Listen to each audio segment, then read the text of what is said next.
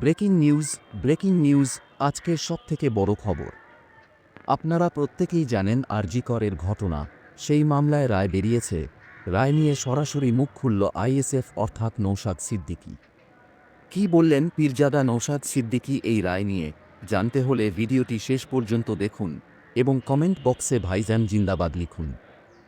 আরজি কর মেডিকেল কলেজে কর্তব্যরত চিকিৎসক পড়ুয়ার খুন ও ধর্ষণ মামলার রায়ে আইএসএফ পশ্চিমবঙ্গ রাজ্য কমিটির প্রতিক্রিয়া।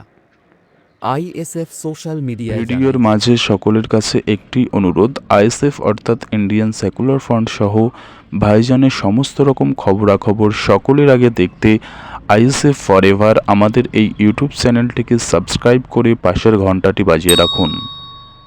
গত বছর আগস্টে আরজি কর হাসপাতালের চিকিৎসক পড়ুয়ার নৃশংস হত্যাকাণ্ড ও ধর্ষণের 2 দিন পর মৃতা চিকিৎসকের বাড়িতে গিয়েছিলেন মুখ্যমন্ত্রী মমতা বন্দ্যোপাধ্যায়। তিনি পরিবারকে বলেছিলেন, আসল দোষী তো ধরা পড়েই গেছে, মনে রাখা প্রয়োজন। তারপরেই আরএসএস প্রধান মোহন ভাগবত কলকাতায় এসে বলেছিলেন, এই ঘটনায় মাননীয় মুখ্যমন্ত্রী যে সিদ্ধান্ত নেবেন আমরা সেটাই গ্রহণ করব। এরপর আমরা দেখেছি সিবিআই মূল অভিযুক্ত সন্দীপ ঘোষ ও পুলিশ অফিসার অভিজিৎ মণ্ডলের বিরুদ্ধে 90 দিনের মধ্যে কোন চার্জশিট দিতে পারেনি। তদন্ত শুরুর আগেই মুখ্যমন্ত্রী অপরাধী ঘোষণা করে দিলেন। কয়েক মাস নানান ধানাইপানাই করে তাতেই সিবিআই সেটাই বলল এবং আদালত সিলমোহর মেরে দিল। তদন্তের নামে এই প্রহসন কিন্তু চলবেই।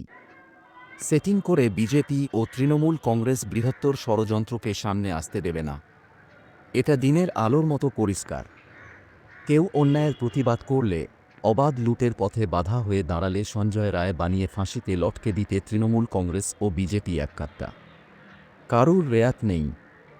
সুতরাং রাস্তায় থাকতে হবে, সুবিচারের জন্য লড়তে হবে শেষ তক। পাশাপাশি দুর্নীতি ও লুটের ঘুঘুর বাসা ভাঙার কাজ চলবে অবিরাম।